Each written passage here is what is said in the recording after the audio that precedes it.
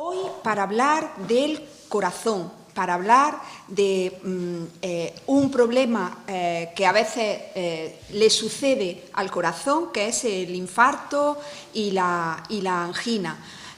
Para responder a nuestras preguntas, para saber más sobre este tema, pues tenemos con nosotros al doctor Fernando Rosell. Muchas gracias, Fernando, por estar aquí con nosotros. El doctor Rosell es médico, es especialista en urgencia y emergencia, trabaja en la EPES, en la Empresa Pública de Emergencias Sanitarias. Es un experto en temas cardiológicos de emergencia, o sea que es una persona ideal para responder a las preguntas y a las dudas que nos han enviado nuestros pacientes. Él ha trabajado en el Plan Integral de Cardiopatías del Sistema Sanitario Público de Andalucía y es, pues además de profesional experto en este tema, también es investigador y tiene numerosos trabajos y publicaciones científicas sobre el tema del día, sobre el tema de esta semana, el infarto agudo de miocardio. Pues repito las gracias por estar aquí, que sabemos que hay que hacer un hueco en la agenda de trabajo.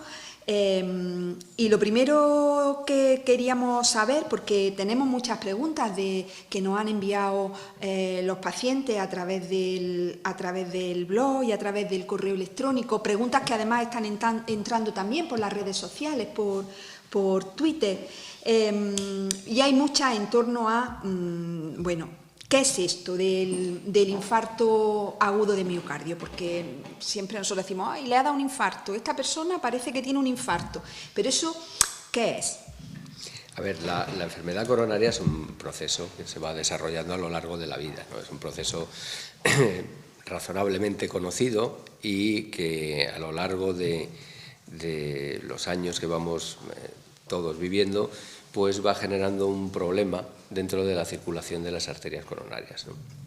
Hay un momento concreto en el que, por una serie de condicionantes, esa enfermedad coronaria, que lo que va haciendo son depósitos de placas que van obstruyendo la luz en las arterias coronarias, de repente una placa se rompe y genera un problema agudo.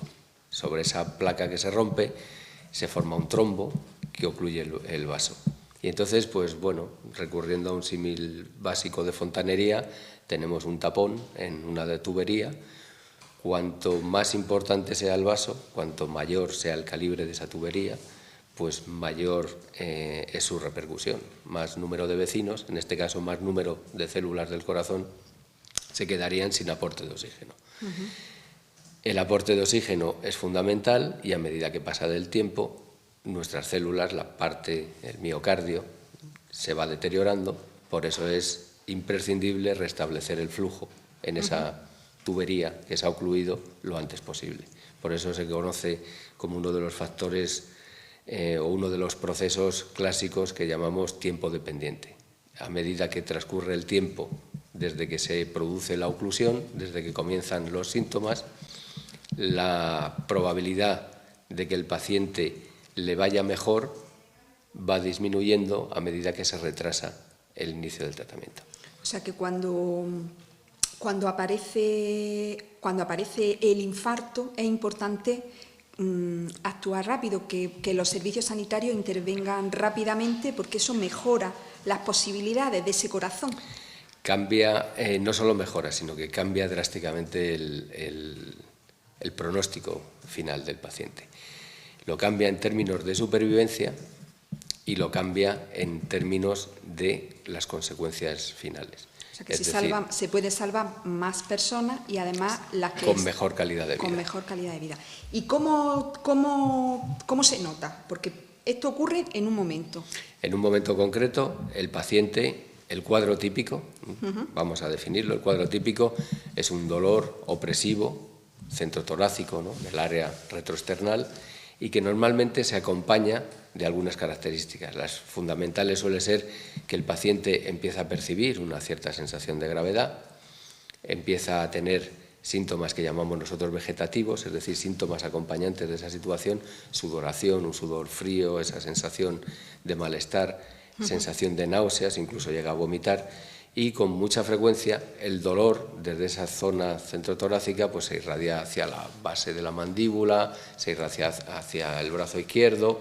Esas son, digamos, 3 de cada 4 presentaciones, por decirlo así, ¿no? 3 de cada 4 pacientes, un poquito menos, pero bueno, en 3 de cada 4 casos eso es lo que sucede. Un dolor opresivo que se siente como una losa, que puede tener una sensación de dificultar la respiración, que el paciente empieza a encontrarse con una sensación de lo que me está pasando es grave. Sudoración, náuseas, etcétera. Pero no siempre es así. 3 de cada 4 casos les pasa eso, y al uno, y al otro uno. Y el otro caso es lo que llamamos nosotros presentaciones atípicas. Hay muchas veces que los pacientes, por diversos motivos, en lugar de tener ese cuadro de dolor, el dolor no es estrictamente centrotorácico, sino que comienza un poco en la boca del estómago. La irradiación no es siempre a lo mejor hacia el brazo izquierdo, sino que puede ser una irradiación que va hacia ambos hombros o hacia la parte posterior de la espalda. Y hay veces, que es uno de los elementos, uno de los retos que tenemos para diagnosticar el infarto lo antes posible, hay veces, sobre todo en poblaciones digamos con menor percepción del dolor, fundamentalmente pacientes más mayores, pacientes diabéticos que tienen una percepción, unos cambios en una cierta distonía, y entonces la percepción del dolor se modifica. También es relativamente distinto muchas veces la percepción del cuadro en las mujeres, lo que impacta también sobre su pronóstico.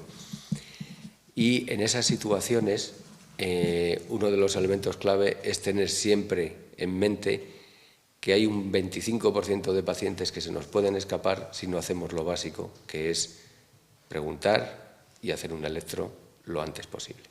O sea que las personas mayores, las personas con una diabetes y las mujeres pueden sentir menos esos síntomas que nos contaba antes. Pueden tener más presentaciones atípicas. ¿Y qué notan? Más presentaciones atípicas. Pues el dolor no es tan centrotorácico, el dolor no se irradia con esa forma típica. Hay veces, que eso es mucho más típico en pacientes mayores, en cuanto más ancianos, más todavía, que el paciente comienza por una sensación de dificultad para respirar y un malestar indefinido, o muchas veces comienza por lo que llamamos un cuadro vegetativo intenso. El paciente de repente empieza a tener una palidez, sudoración, un malestar que no sabe explicar bien y finalmente acaba o no con dolor torácico, ¿no?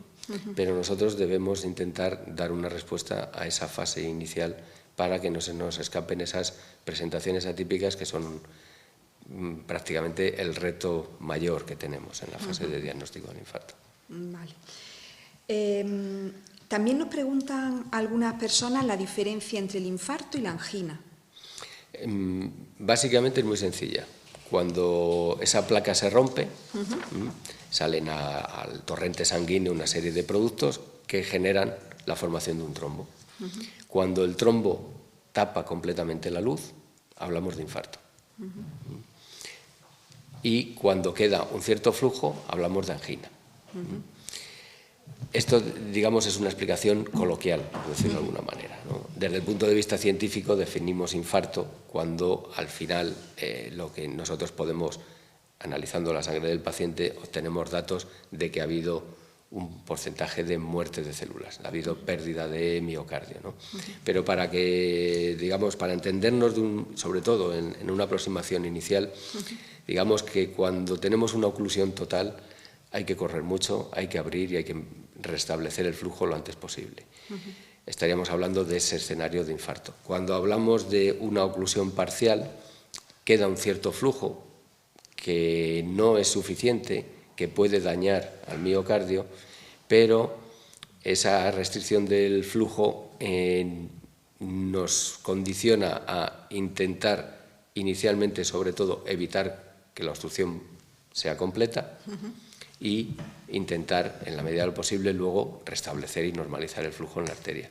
Pero tendríamos, digamos, una especie como de balance para que me entiendan los pacientes en general, como un balance como de gravedad o de intensidad, ¿no? Una trombosis oclusiva que no deja pasar sangre es un infarto, hay que correr, hay que abrir el vaso. Una trombosis parcial que mantiene un cierto flujo, el pecho duele, puede tener una serie de problemas y además hay que correr también, pero el enfoque es distinto porque la intensidad de la isquemia, la intensidad de la consecuencia de no tener nada de sangre a partir de que la tubería se ha bloqueado, a partir de ese momento, si no restablecemos el flujo, todo lo que hay por detrás de ese río que se ha tapado se queda sin riego sanguíneo. O sea, que la diferencia es una cuestión clínica, que ya los clínicos resuelven en función de cada caso, pero que el paciente, los síntomas son parecidos. Los síntomas inicialmente, el síntoma básico va a ser el dolor torácico, ¿no? Se puede percibir una mayor gravedad, una mayor intensidad si tenemos una obstrucción total, pero eso no es un síntoma guía fundamental. Es decir, en la cascada que nosotros tenemos que proponer a los pacientes es, cuando perciban esos síntomas, es imprescindible hacer un electrocardiograma. ¿Qué tiene que hacer un paciente que siente dolor, que sospecha que puede estar teniendo un infarto? ¿Qué debe de hacer el paciente? Avisar a un servicio de emergencia sanitaria.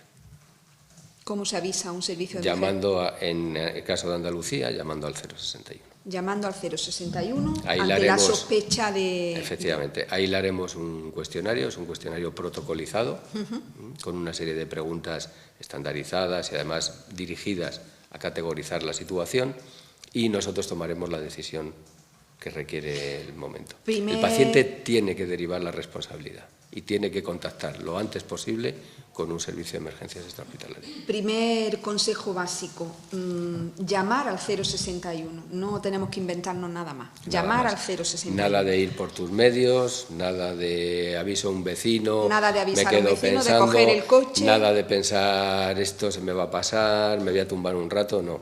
Se descuelga el teléfono y se llama. Y a partir de ahí es como se inicia de verdad la cascada que puede resolver el problema. Muy importante para todas las personas que nos están oyendo, y muy importante especialmente en aquellos casos en los que a lo mejor los síntomas no son tan claros, los que hemos visto siempre en la tele o los que nos han contado en la calle, ¿no? Sobre todo para las personas mayores, las personas que tienen una diabetes o las mujeres, ¿no? Que tienen ese malestar, ¿qué me pasa? ¿Qué me está pasando? Estoy mal, me siento mal y tengo ese malestar.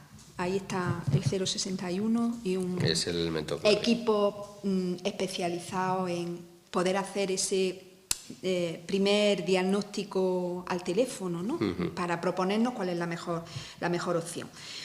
Y en el caso de que se sospecha que hay un infarto, que se puede estar produciendo ese accidente en el corazón, ¿qué consejo le daríamos a la persona o a la gente que lo está acompañando? ¿Qué hay que hacer? Porque también ahí hemos visto muchas cosas en la televisión. Son cosas muy espectaculares. De forma muy sencilla. Lo primero, reposo. Quiero decir, si está por la calle o está andando estatal, se sienta uno en un banco, en un portal, donde pueda, pide ayuda, si él no puede llamar o tal, llame usted al 061 que me encuentro mal. Llama al 061 y le preguntaremos eso. Primero el paciente en reposo, siempre. Si está en un escenario, que puede ser su casa o puede ser tal, y no es alérgico, nosotros le diremos, pues puede usted tomar media aspirina o tal.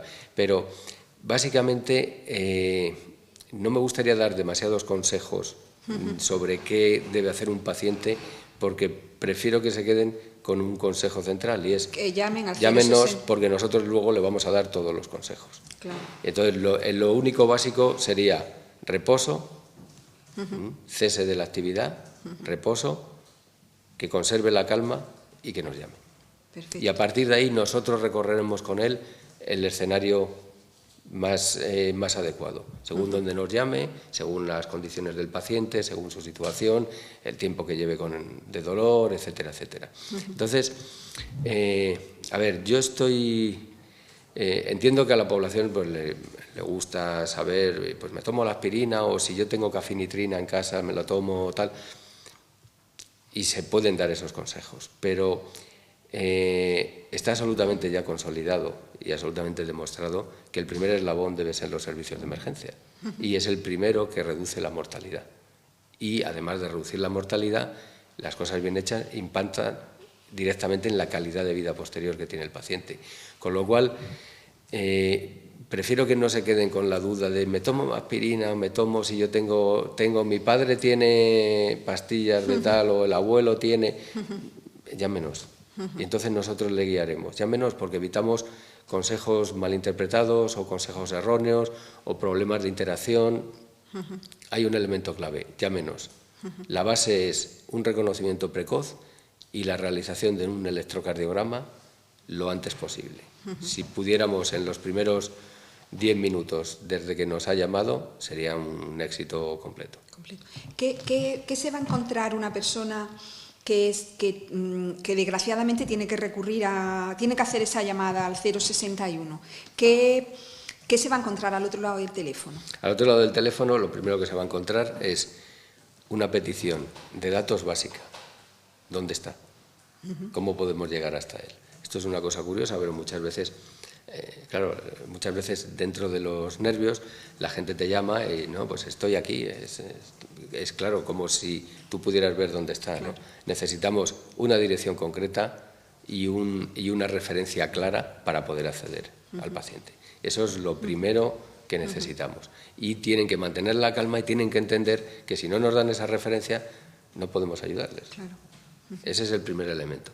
El segundo elemento es entender que necesitamos 4, 5, 6 preguntas máximo para intentar delimitar cuál es el escenario real. Porque no hay que olvidar que nosotros estamos hablando ahora de un paciente que tiene ese cuadro, pero nosotros recibimos, pues en Andalucía son millones de llamadas. Claro. Entonces, los recursos son los que son y tenemos que discriminar si un paciente tiene probabilidad o requiere una investigación ante un posible cuadro isquémico agudo. Entonces, deben entender que le vamos a preguntas muy sencillas, como es el dolor, desde cuándo tal, las características, en fin, una serie de preguntas básicas relacionadas con lo que hemos explicado al principio, con cómo es el cuadro clínico. Una vez le hacemos esas preguntas y tenemos la dirección, vamos a intentar poner en su domicilio el equipo médico con capacidad de hacer el diagnóstico e iniciar el tratamiento más próximo a su domicilio. Dependiendo del área que nos llame, pues será un dispositivo u otro el que dé el servicio. Ajá, muy bien. Yo creo que ha quedado muy claro y bueno, quien ha tenido la experiencia de llamar al 061, pues hemos podido comprobar la profesionalidad y la amabilidad y el cariño que encuentras al otro lado. O sea, que realmente te están dando soluciones, pero además te están ayudando a mantener la calma, a confiar, a estar tranquila, a estar segura. La verdad que tenemos mucha suerte con esta EPES que tenemos aquí en Andalucía. En general, las operadoras que trabajan magníficamente no van a dejar nunca la llamada hasta que el paciente y su entorno familiar tienen la certeza absoluta de que todo está puesto en marcha y de que mantener la calma y aguantar esos minutos hasta que llega a su domicilio va en beneficio del paciente en contra de lo que mucha gente, sobre todo antiguamente, ¿no? Mejor salimos corriendo. No, nunca. Perfecto. Vámonos un poco antes, porque se puede evitar, se puede prevenir este tipo de accidentes, este tipo de problemas, se puede prevenir el infarto. ¿Y qué podemos hacer? Se puede y se debe. Hay además datos incontestables en la literatura, ¿no? Los hábitos, no hay ninguna duda, ¿no? Es verdad que como en muchas otras patologías hay un perfil genético, podemos encontrar una serie de condicionantes, ¿no? Pero al margen de eso hay una serie de factores de riesgo que de hecho el combate contra ellos ha hecho cambiar y además se puede ver, acudiendo a las propias estadísticas del Instituto Nacional de Estadística, podemos ir viendo cómo se va modificando el perfil, la mortalidad, etcétera, etcétera, y ahí influye una parte, el tratamiento de la fase aguda, que ha mejorado sin duda, pero influye de manera cuantitativa socialmente la prevención de los factores de riesgo. Eso es fundamental. ¿Cuáles son los factores de riesgo? Fundamentalmente los clásicos ya conocidos, ¿no? La lucha contra la hipertensión, el tabaco, ¿no? Eso es un elemento básico. El control lo más adecuado posible en el caso de ser un paciente diabético. Y luego, pues es verdad que hay una serie de factores que se van incorporando, ¿no? El consumo de grasas saturadas es lo que dispara de alguna manera los niveles de colesterol, y eso, junto con hábitos de vida, el sedentarismo, el ejercicio, tal, son elementos clave. Otro elemento que cada vez se le ha dado más importancia es a la obesidad. Forma parte de un conjunto, ¿no? La obesidad, el control digamos, de la calidad de los alimentos. Estoy hablando de la calidad de los alimentos desde el punto de vista de hacer una dieta mediterránea, pero como era la dieta mediterránea antes, ¿no? Era no el fast food de ahora, ¿no? Esos son elementos clave y que además en conjunto son los que tienen de verdad impacto socialmente para reducir la cardiopatía isquémica. O sea, que factores de riesgo son el tabaco, la hipertensión, el colesterol, llevar una vida sedentaria, la obesidad, que tiene mucha relación con todo lo anterior, ellos, ¿no?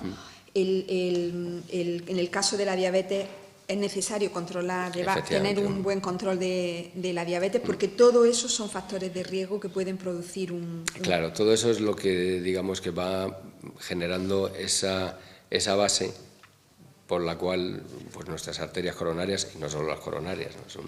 Es una enfermedad, todo el proceso aterosclerótico es una enfermedad sistémica, ¿no? Entonces, no solo las arterias coronarias, sino en otras partes del organismo van haciendo esos depósitos que van estrechando nuestras arterias, y que en un momento dado además una placa se rompe y genera toda esa fase aguda con la formación de un trombo, y se tapona la arteria y ahí viene el problema agudo.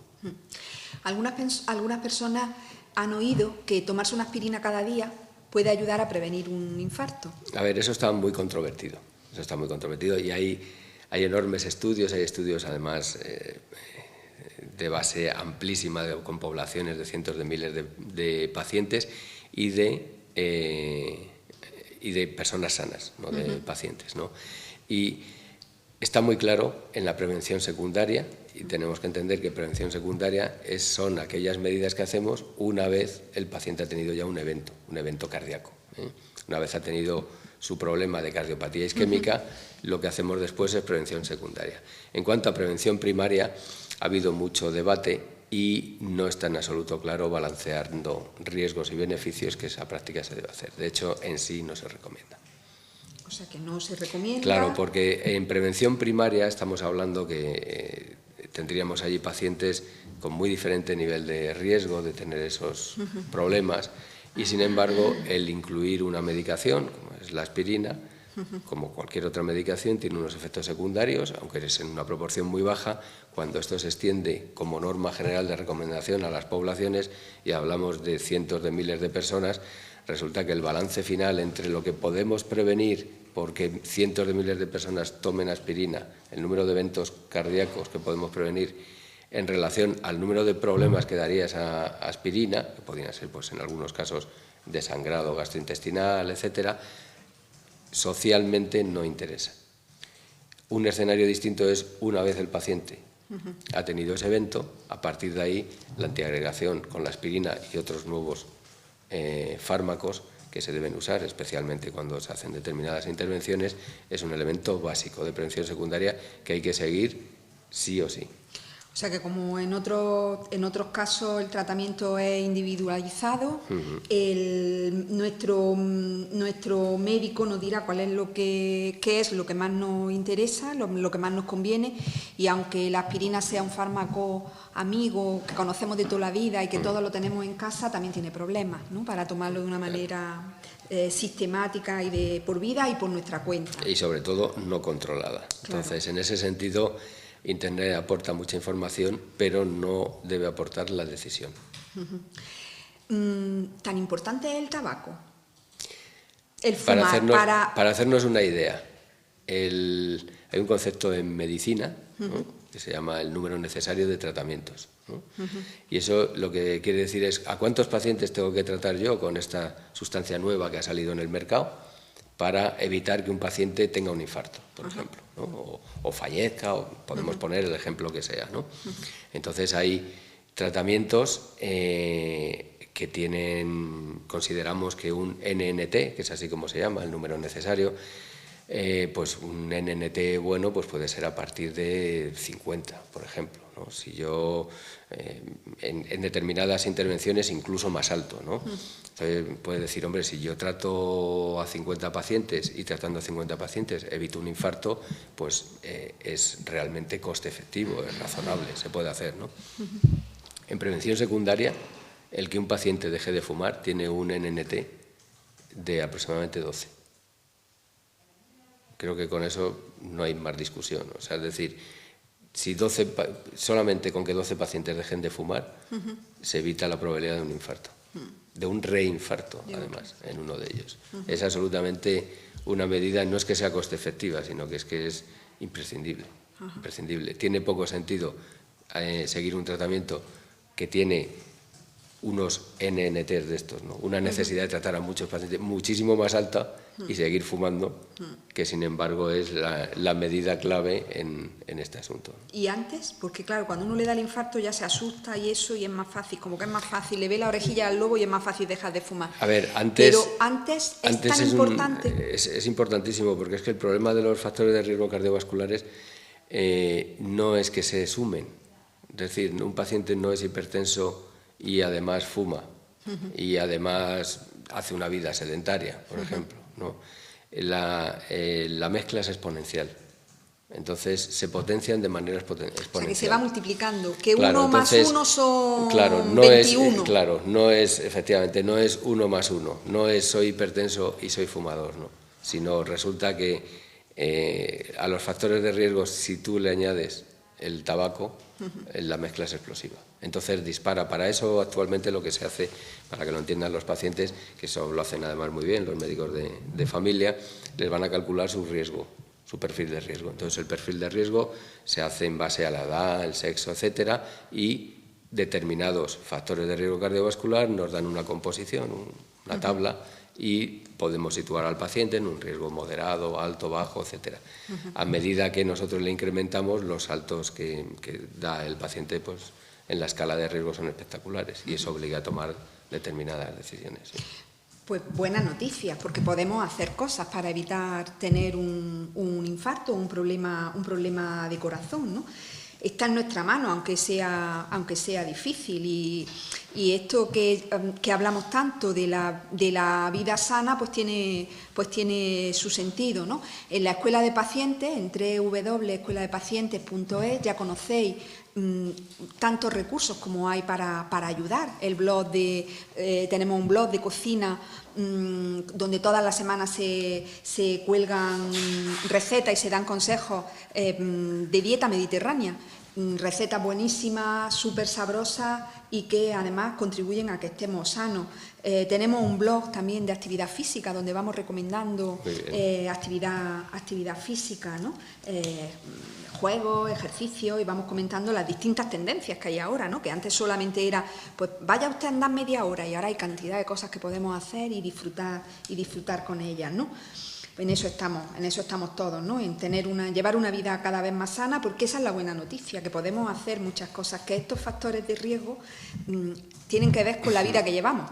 Independientemente de la genética. A veces dices, hay cosas que no puedo evitar, pero es que aquí hay muchísimas cosas que están en mi mano, y eso es una buenísima noticia. Pues hemos hablado de qué es esto del infarto, de qué hay que hacer en ese momento en el que ocurre. Nos hemos ido un poco adelante, ¿no? Para hablar de los factores de riesgo, y tenemos también muchas preguntas de personas que han vivido esta experiencia de tener un infarto y que están en la fase ya de recuperación, ¿no? Y tienen mucho interés por saber, pues, qué pueden hacer pues para vivir de una manera sana y para evitar cualquier problema más. A ver, después de un infarto sería digamos, obligatorio, sería lo más recomendable, continuar con un programa de rehabilitación cardíaca. Entonces, ¿Eso qué es? El programa de rehabilitación cardíaca es, digamos, es el conjunto de medidas, medidas higiénico-dietéticas, de cambio de estilo de vida, medidas de promover el ejercicio y, por supuesto, de prevención secundaria, que van a condicionar que la calidad de vida de ese paciente sea una calidad de vida, iba a decir razonable, pero bueno, en muchos casos mucho más que razonable. O sea, una calidad de vida en la cual, con una serie de precauciones y una serie de, digamos, de ajustarse a las recomendaciones que le va a hacer su médico, va a reemprender una vida pues dentro de unos límites de normalidad perfectamente aceptables. Entonces, son un conjunto de medidas que tienen, podemos decir que por un lado va toda esa parte de prevención secundaria, farmacológica, tal, va una cierta parte de reeducación, eso de abandonar el hábito tabáquico es clave, como hemos dicho, y va una parte en la que de verdad hay que convencer al paciente que tiene que hacer ejercicio. ¿Qué ejercicio? El ejercicio ajustado a la situación cardíaca final que ha quedado. O sea, que los médicos, los profesionales sanitarios, les recomendáis qué tipo de ejercicio, cuánto esfuerzo. La carga de ejercicio que tiene que hacer, cómo debe hacerlo, el tipo de ejercicio, etcétera, etcétera. Cómo ir avanzando de una forma progresiva para que el paciente vaya recuperando, digamos, todos los elementos que constituían su vida antes del episodio.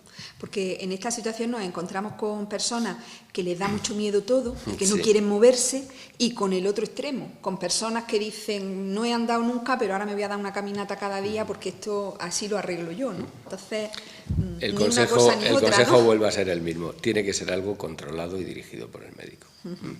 Y efectivamente es muy importante porque la mayor proporción en general suele ser gente asustada. Los pacientes pues se quedan con una sensación de que han vivido un momento que ha estado en una frontera que podía haberles costado caro, y a partir de ahí hay muchas veces que queda un cierto miedo residual a recuperar tu vida, ¿no? Y eso hay que combatirlo claramente. Y para eso no hay nada mejor que, bueno, ir siguiendo los pasos poco a poco, de manera que uno vaya viendo que recorriendo un camino guiado por su médico, se puede encontrar con que va recuperando su nivel de vida, ¿no? Por otro lado, es cierto también, muy cierto y muy oportuno lo que comentas, porque tenemos otro porcentaje de pacientes en los cuales es verdad que cuando en el infarto, y cada vez más se está haciendo muy bien por los servicios sanitarios públicos, cada vez más, hay veces que cuando se trata muy rápido y funciona muy bien la coordinación y efectivamente cada vez es un número mayor de pacientes, el paciente lo vive pues como que ha tenido una situación de un momento tal, pero el paciente enseguida es atendido, se le lleva directamente a una sala de hemodinámica, se le hace un cateterismo, se abre la arteria, se le coloca un stent o dos, se pone, en fin, esa situación que tal, y poco más o menos en 3 días está en su casa, con lo cual llega un momento en el que esa vivencia, que antes era una vivencia dramática con muchos días de ingreso hospitalario y tal, ahora se vive casi como un mal menor, ¿no? Y entonces no hay ni que pasar de la frontera del susto a recuperar la vida a, bueno, pues hombre, sí, era una situación complicada, pero la verdad que se zanjó bien y yo sigo con lo mío, ¿no? Hay que ser consciente que es una situación que todavía tiene una enorme mortalidad en nuestro país, y en nuestro país y en todos los países. Pero quiero decir en nuestro país porque la cardiopatía isquémica sigue siendo pues, la principal causa de muerte en hombres, la segunda en mujeres, y eso es algo en series históricas, ¿no? Pues es lógico, ¿no? Es la enfermedad, digamos, por excelencia de los países de nuestro entorno, de lo que podríamos decir el primer mundo, por decirlo de alguna forma. Entonces, es verdad que esa percepción ha ido cambiando porque el tratamiento de la fase aguda ha cambiado radicalmente y el pronóstico de los pacientes ha cambiado radicalmente, y lo que hay que conseguir ahora es que salgan mentalizados con, a partir de ahora, la prevención secundaria implica que sigo los consejos sobre medicación, pero no solo la medicación es la prevención secundaria. Tengo que recuperar mi vida, el ejercicio, los hábitos, etcétera, etcétera.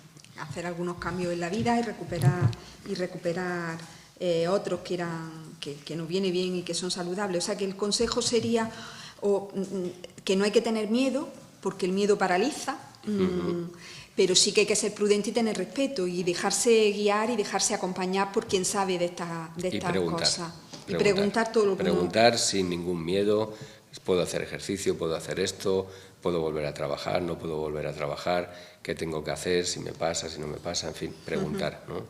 Hable, como la película de Hable con ella, ¿no? Pues eso es la recomendación. En la escuela de pacientes tenemos un aula para personas que tienen problemas de corazón y ahí hay información de profesionales sanitarios a pacientes y información entre pacientes de personas que han vivido esta experiencia y que han aprendido mucho y que tienen muy buenos consejos para ayudar a otras que estáis empezando a vivir esta experiencia en el aula del corazón. Y además tenemos un blog que se llama Corazones en Camino, que escriben pacientes que han pasado por esta experiencia y que tiene ese nombre porque el blog surgió porque un grupo de pacientes posinfartados con sus profesionales a la cabeza, pues un verano nos dijeron que iban a hacer el Camino de Santiago. Y entonces, bueno, les dijimos, oye, pues ir contándonos, ir mandándonos fotos, ir contándonos las etapas del camino. Y entonces abrimos el blog siguiendo la expedición de la unidad de rehabilitación cardíaca del Hospital de Valme, precisamente, con un grupo de pacientes que hacían el Camino de Santiago. Le llamamos Corazones en Camino y así se ha quedado con el nombre del blog, ¿no? Os recomiendo que lo visitéis porque probablemente encontréis experiencias y consejos que os ayuden. Aprovecho una palabra de estas raras que ha utilizado y que hay alguna persona que nos pregunta por ella, ¿no? Cuando hablabas de se coge, se tal y se le pone un stent. Es que tengo aquí algunas preguntas sobre qué es un stent y qué es un bypass. Y antes de terminar, me gustaría que estas dos cosas nos pudieras explicar así. Un stent es una pequeña prótesis, el equivalente a, la gente habla y lo llama muelle, ¿no? Bueno, es una pequeña red metálica, ¿no? Que se pone para sujetar el vaso. Es decir, nosotros tenemos un vaso obstruido, un poquito cerrado, entonces los hemodinamistas cuando van a pasan una guía, un catéter muy fino, y entonces lo que hacen es dilatar esa arteria, inflan un balón y dilatan la arteria. Y para evitar que esa arteria se vuelva a cerrar, lo que dejan es una especie de muellecito, un redondel, ¿no? El equivalente a un muelle metálico, que lo que hace es sujetar el vaso para impedir que se vuelva a cerrar. Eso es un stent, ¿no? Entonces, normalmente, pues dependiendo del número de lesiones que tenga, por eso habrá pacientes a los que le han puesto un stent único y otros en los que a lo mejor tienen 2 o 3 stents puestos, dependiendo de que tuvieran lesiones más complejas o más de una lesión añadida. ¿Y eso es para siempre ya? Y eso es para siempre. Eso luego, con el tiempo, la pared del vaso lo va recubriendo, se va endotelizando, es decir, se va recubriendo de pared y se queda, digamos, como un elemento de seguridad recubierto y incorporado de la anatomía al corazón, del paciente. como si fuera suyo de toda la vida, ¿no? ¿Y un bypass? Y un bypass es una técnica quirúrgica que lo que hace es, si nosotros tenemos una tubería, ¿no? Una arteria, una tubería con un montón de estrecheces seguidas y una situación compleja, ahí muchas veces no se pueden poner tantos stents como fuera necesario, no es técnicamente posible. Entonces lo que se hace es, utilizando un vaso del propio paciente, que puede ser una de sus arterias, normalmente la arteria mamaria, o incluso una vena del propio paciente, se utiliza una vena de la pierna, lo que se hace es saltar esa serie de caminos rotos, hacer una especie de circunvalación, que eso es en el fondo lo que significa bypass, una circunvalación, de manera que la sangre llega y en lugar de pasar por el camino que está obstruido, coge la circunvalación, salta toda esa zona y la vuelven a enganchar en el resto del vaso, con lo cual se asegura que la sangre llega y evita la zona de baches, por decirlo así. Eso es un bypass. Qué maravilla, ¿eh? Madre mía. Esa es quirúrgica, esa la hacen los cirujanos. Qué maravilla. Dos preguntillas para terminar. Muy bien. Hay una que tiene que ver con esos miedos que nos contaba el doctor Rosell y que nos cuenta la gente, ¿no?, después de un infarto. Y hablan concretamente del sexo. Está prohibido, no, porque hay mucha gente que eso lo vive como un problema importante. Eso de prohibir el sexo queda muy feo. Así, por definición, yo creo que eso es algo que hay que huir de ello clarísimamente. Es más, a la gente hay que animarle. Me lo ha prohibido el médico. Eso sería tremendo, ¿no? Vamos a ver, el sexo, aparte de las connotaciones que todos tenemos en la cabeza, en el fondo lo que estamos hablando es de un ejercicio físico que aumenta la frecuencia cardíaca, aumenta la tensión arterial, sin más, ¿no? Forma parte de ese programa de rehabilitación ser capaces de hacer frente a un esfuerzo físico, no hay ningún problema, en absoluto. ¿Qué es lo que hay que hacer? Volver a hablar. ¿Por qué? Pues porque con la situación basal con la que quede el paciente, pues al principio le harán una serie de recomendaciones sobre cómo tener sexo de una forma, digamos, más tranquila, con menos incremento de la tensión, con menos frecuencia tal, y a medida que la condición física del paciente vaya mejorando, podrá abordarlo con mucha más normalidad. Pero vamos, prohibir el sexo nunca. Esta pregunta la hace un paciente anónimo y a mí lo que me gustaría transmitir es que al doctor Rosell no le ha resultado extraño que yo le haga esa pregunta. De hecho, bueno, pues tiene respuesta y además dice que es una de las cosas que trabajan y que pueden ayudar en las unidades de rehabilitación. O sea, que de sexo también se puede hablar con el médico, con la enfermera que esté en la unidad de rehabilitación, porque no les va a extrañar que tengamos algún problema o algún miedo o alguna prevención en este sentido. Otro paréntesis de publicidad: en la escuela de pacientes tenemos un aula de sexualidad y hay uno de los talleres que hemos realizado personas precisamente que han tenido un infarto bueno, y ahí se habla de sexualidad, no solamente de sexo, y puede resultarles interesante los comentarios, las sugerencias, las recomendaciones que hay en el blog. No sé si ha entrado alguna pregunta última, porque mientras que estamos haciendo la entrevista hay mucha gente que nos está viendo y que nos están enviando preguntas en directo. Creo que sí, creo que mi compañera me dice que hay una pregunta que tiene que ver con una señora que tiene una angina y que tiene arritmias continuadas. ¿Eso es grave? ¿Qué se puede hacer? A ver,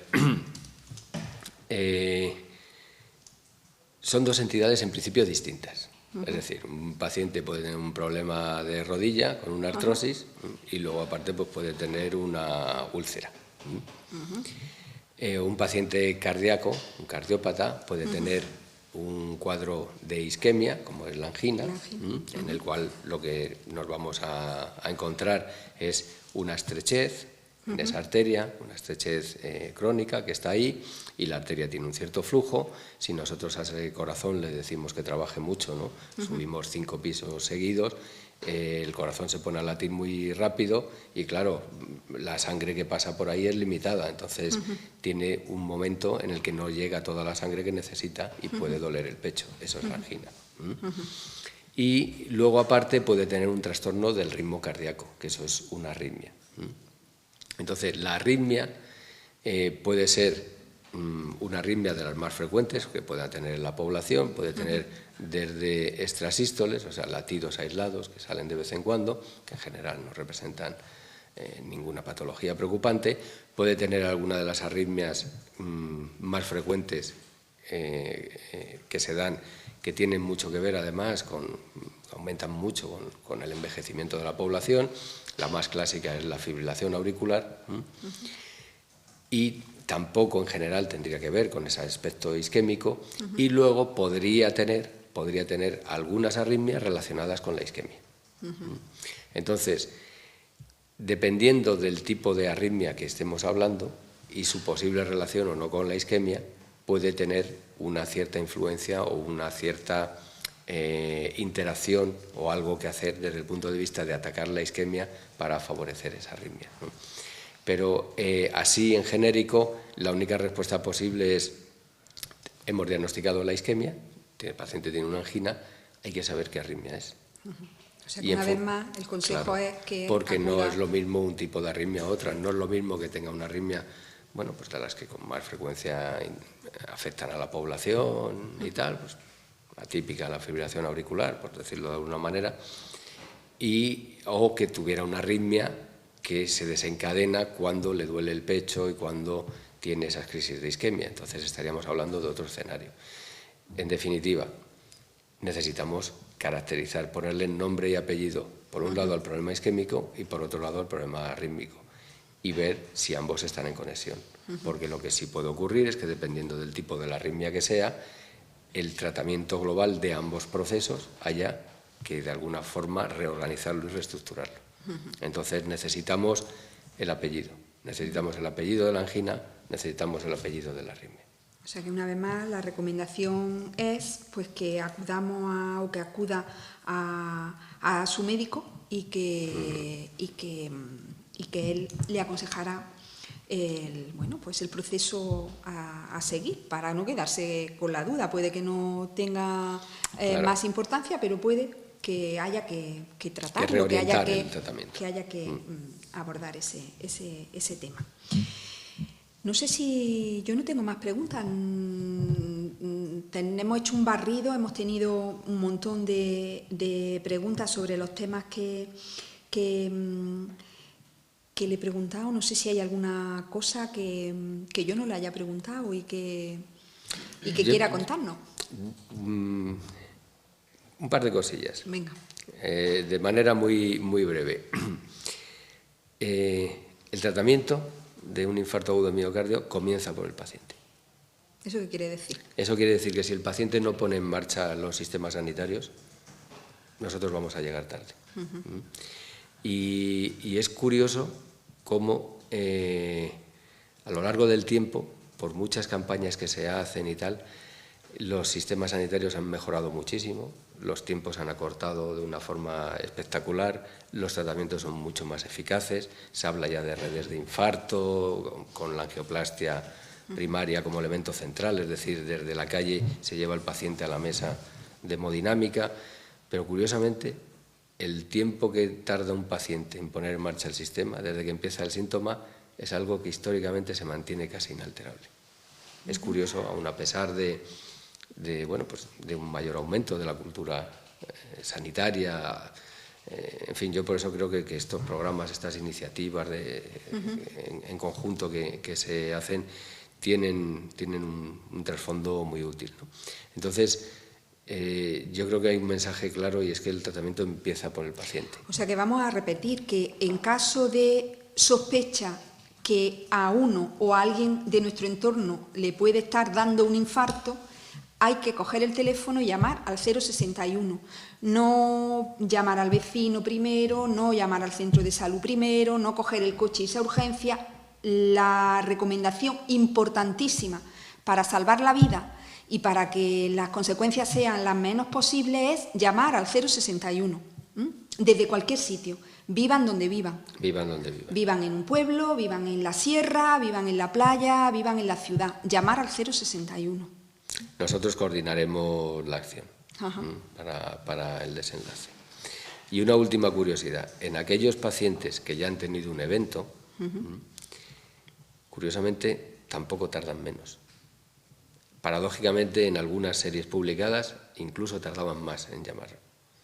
Entonces, también para aquellos pacientes que ya han tenido la experiencia, el consejo es el mismo.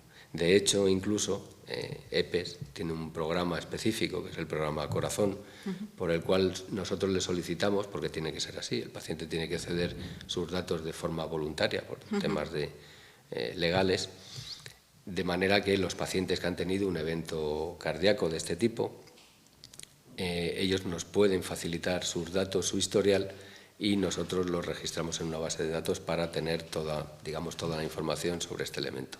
Y es curioso cómo también se sabe, no solo ocurre en España, sino que es un fenómeno internacional, que los pacientes que ya han tenido un infarto siguen tardando más o menos lo mismo en avisar. Yo no sé si es por... Pues vamos a intentar que podamos cambiar eso, porque es más rápido, porque llamar al 061 es más rápido que irse al hospital, les van a atender antes, les van a atender mejor, porque es más rápido que llamar al centro de salud. Lo más rápido y lo mejor es llamar al 061. Nos quedamos con esa idea fundamental y nos quedamos con la idea de que, y con la buena noticia, de que podemos hacer cosas para prevenir un problema de este tipo. Dieta saludable, ejercicio y actividad física, no fumar y cuidarnos mucho si tenemos una diabetes o una hipertensión. Muchísimas gracias, Fernando. Yo creo que ha sido muy claro, hemos dado un buen barrido y estoy segura que esta información va a ser útil para muchas personas que nos están oyendo y que nos van a oír en un futuro. Muchísimas gracias. Muchas gracias a vosotros, además, por estos esfuerzos que en el fondo nos ayudan a todos. Claro. Muchas gracias.